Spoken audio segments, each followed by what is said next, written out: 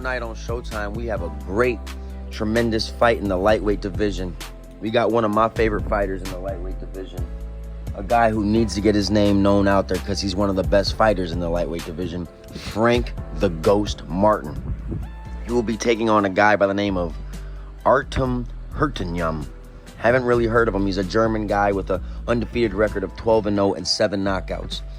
I just want to let people know that Frank Martin has fought in 2 or 3 undefeated fighters in a row. Beat the piss out of Michael Rivera, who was a tremendous fighter.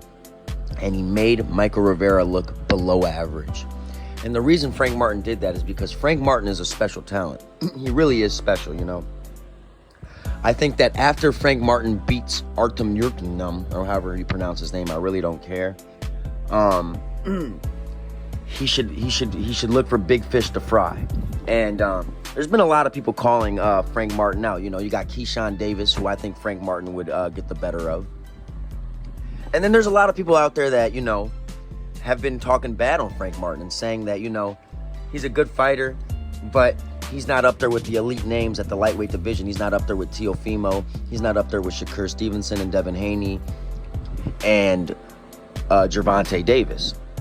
And all I can say to those people is, you guys fall for the hype and the publicity and the popularity a little bit too much. I'm telling you right now, Frank Martin is as good as all those guys.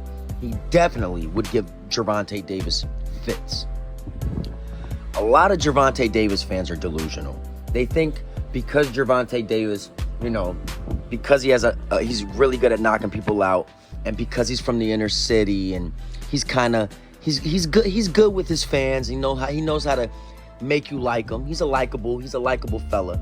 A lot of people just ride the wave of Gervonta Davis, saying that he's the best boxer in this generation and he's the face of boxing. That's utterly ridiculous.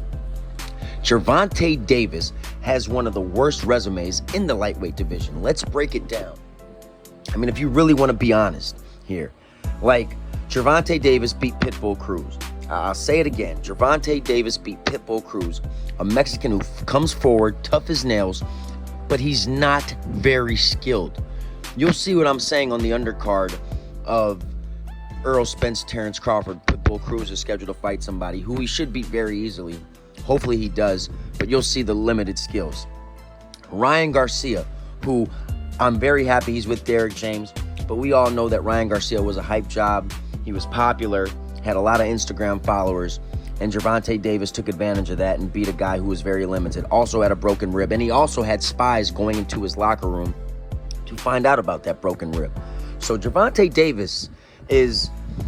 I've got a lot of issues with Gervonta Davis. I got an issue with him calling himself the face of boxing and all his fans automatically saying that he's the best fighter in the lightweight division, but not realizing that he's one of the bigger cherry pickers in the game.